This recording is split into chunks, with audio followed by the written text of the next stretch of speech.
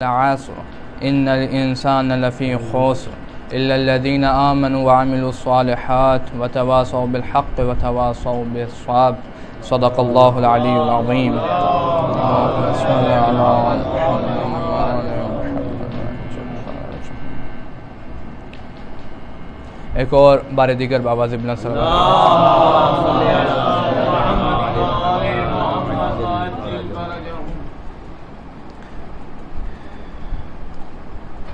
عزیزان گرامی، بزرگان محترم، ہماری گفتگو انسان اور حسین کے عنوان سے چل رہی ہے. کل جہاں پہ چھوڑا تھا وہیں سے آگے بات چلتی.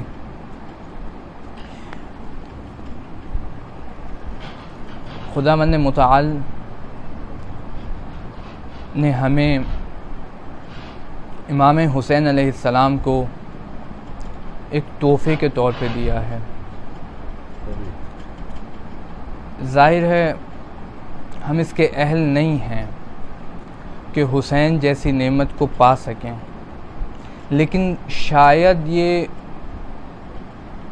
اس لیے ہو کہ امام صادق نے فرمایا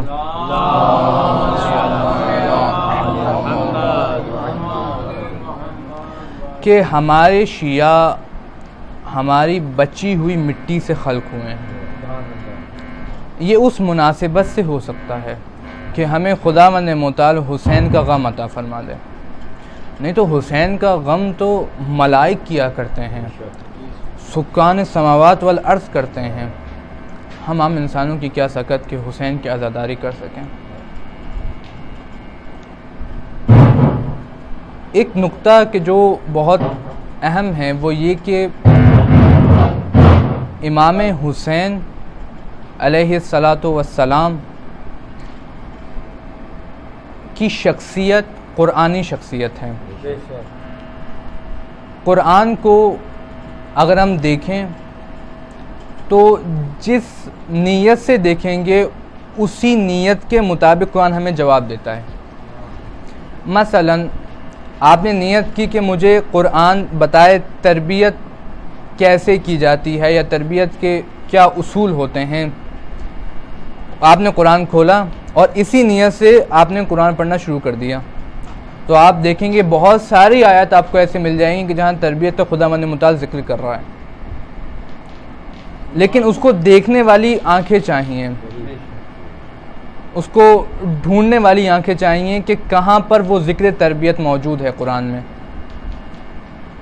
اسی طرح کی شخصیت آقا ابا عبداللہ کی ہے.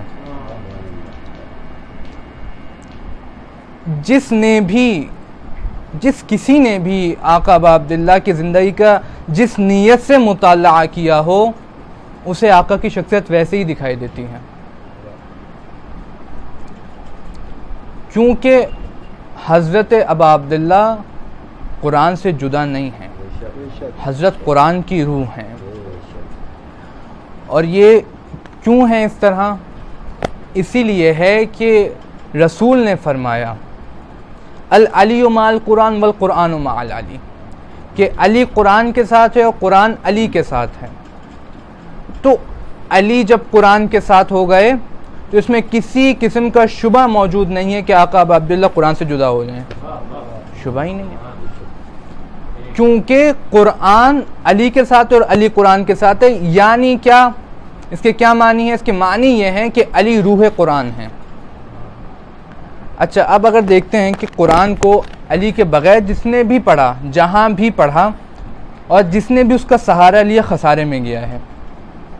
آپ دیکھیں یہ تعبیر رسول نے عجیب استعمال کی، مع القرآن والقرآن مع العلی.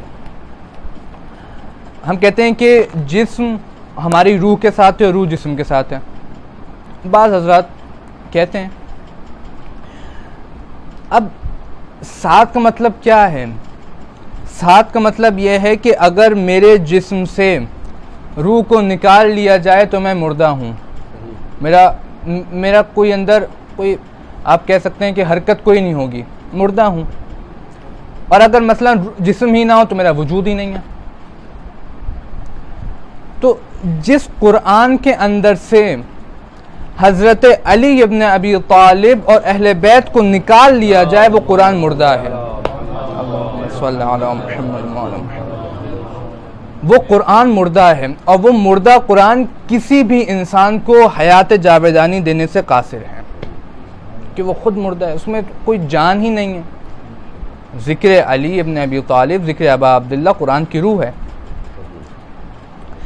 اگر ہم دیکھیں امام حسین کی شخصیت میں انسانیت, ایک انسان ہے ایک انسانیت ہے نا, اگر انسانیت کو لیا جائے آقا ابا عبداللہ کی شخصیت میں دیکھا جائے کہ آقا کی نظر میں خود انسان کیا ہے اور انسانیت کیا ہے, تو ہمیں پہلے یہ سمجھنا پڑے گا کہ آقا ابا عبداللہ حضرت کی خود جائیگاہ کیا ہے, حضرت خود کیا ہیں.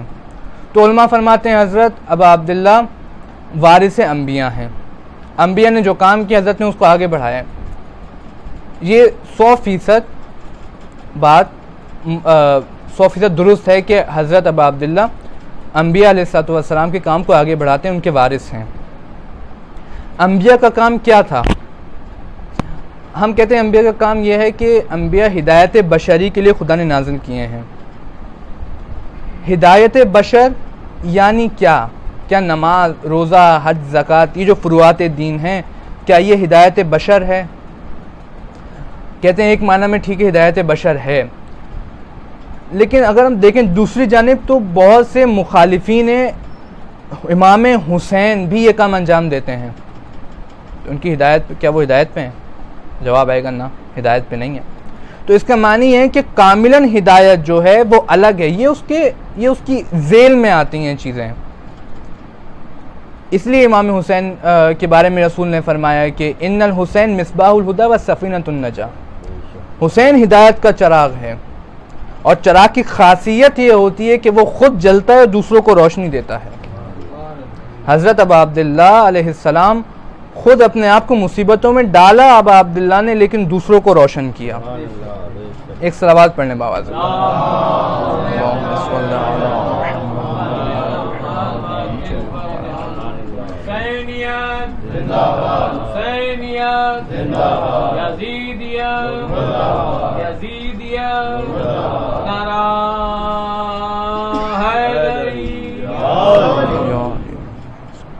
ایک اور بابا سے بلند صلوات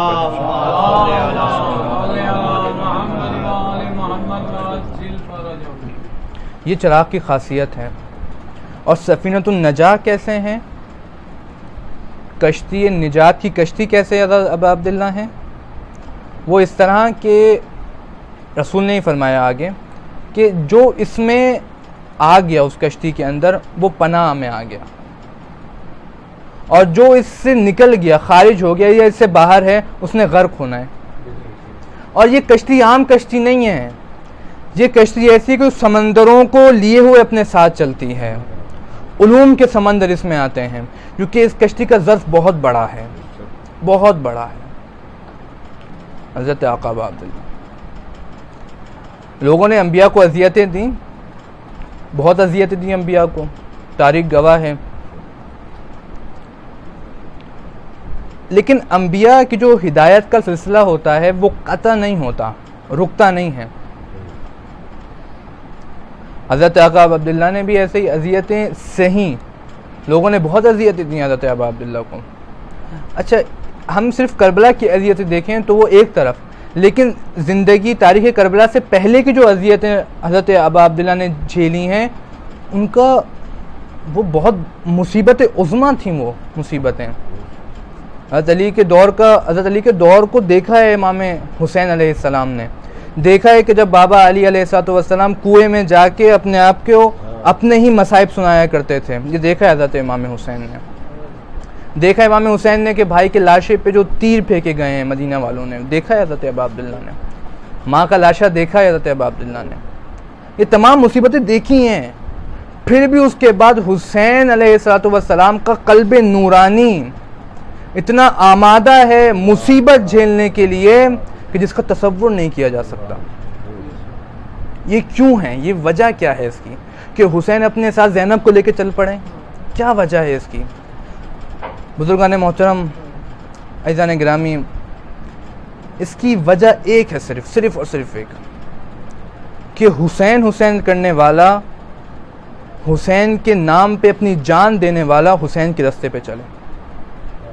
اور یہ ماہ محرم اسی لیے آتے ہیں تاکہ یاد دہانی ہو پائے کہ آقا ابا عبداللہ نے قربانی تھی. کیوں قربانی تھی؟ تاکہ میں اور آپ ہدایت پا سکیں. نہیں قربانی دی، اس سے بڑی قربانی کس؟ اچھا، رسول کو چھوڑ کے اگر ہم دوسرے انبیاء کی بات کریں تو آقا ابا عبداللہ جیسی قربانی، ان کی قربانی سامنے رکھیں تو گرامی کچھ بھی نہیں ہے. وہاں پہ تو ان کی قربانی کی جہاں پہ انتہا ہوتی ہے، حضرت ابا عبداللہ کی قربانی کی ابتدا ہوتی ہے وہاں سے. بہت مصیبتیں اس میں ہیں، صرف اس لیے کہ میں اور آپ ہدایت پا جائیں. یہ کام عام کام نہیں ہے ہدایت بشری کا. اس کے لیے حسین جیسے انسان قربان کر دیے جاتے ہیں، حسین جیسے انسان. میں معذرت چاہتا ہوں، آج تاخیر بھی ہوئی. مختصر ادھر ہی روکتے ہیں، انشاءاللہ کل یہیں سے آگے بات شروع کریں گے. اس طرح میں نے ابھی عرض کیا کہ محرم الحرام یہ ہمیں یاد دہانی کرواتا ہے کہ جس طرح آقا ابا عبداللہ نے قربانی دی اور جس مقصد کے لیے دی، اس مقصد کو فراموش نہ کیا جائے. بہت سی مصیبتیں ہیں، مصیبتوں کا دور بہت پہلے سے شروع ہو چکا تھا، لیکن جو سب سے ایک عجیب مصیبت ہے وہ سید الشہداء کی مدینے سے روانگی کی مصیبت ہے کہ حضرت روانہ کیسے ہوئے مدینہ سے. بی بی ام سلمہ سے ہمارے پاس ایک روایت موجود ہے. فرماتی ہیں کہ مدینے میں 2 ایام ایسے گزرے کہ جب پورا مدینہ غم کے عالم میں ڈوبا ہوا تھا. گلی کونوں میں ایک گریہ و زاری بپا تھا. فرماتی ہیں 2 ایسے دن تھے. ایک دن فرمایا جب رسول اس دنیا سے رخصت ہو رہے تھے، وہ دن جب کا تھا، اور دوسرا وہ دن تھا کہ جب حسین مدینہ چھوڑ کے جا رہے تھے. حسین کو سب دیکھا ہے، حسین نے سب کو دیکھا اور حسین کو سب جانتے ہیں. یہ وہ حسین ہے کہ جو نانا کے سامنے گر جاتا تھا تو نانا خطبہ چھوڑ کے اس کو اٹھاتے تھے، سینے سے لگا کے پیار کرتے تھے، اصحاب کو بتایا کرتے تھے. سب جانتے ہیں حسین کو، اور سب کو حسین بھی جانتے ہیں. لیکن عجیب ماحول بن چکا ہے مدینے کا. عجیب ماحول ہے کہ آقا ابا عبداللہ جانے سے پہلے کچھ مقامات پہ جاتے ہیں، کچھ روزوں پہ جاتے ہیں اور اپنا حال دل ان کو جا کے بتاتے ہیں. روایت کہتی ہے کہ حضرت امام حسین علیہ السلام رسول کے روزے پہ گئے تو خواب کی حالت میں چلے گئے. خواب میں رسول اللہ صلی اللہ علیہ وآلہ وسلم کو دیکھا.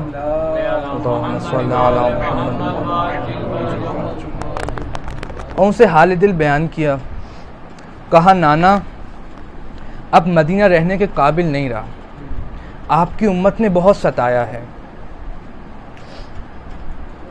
یہ جملہ کہا اور علماء فرماتے ہیں ایک اور جملہ بھی کہا امام حسین نے.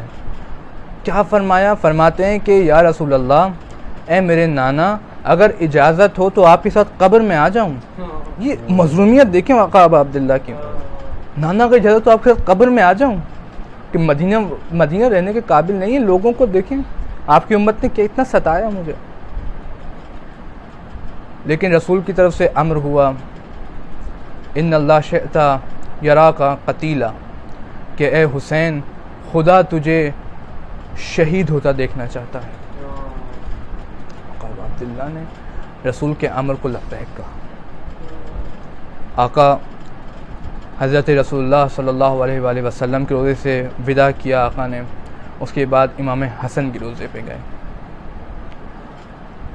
امام حسین نے دل کے حالات بتائے، بھیا حسن کو بتائے، بھیا حسن آپ کے جانے کے بعد یہ مصیبتیں آئیں.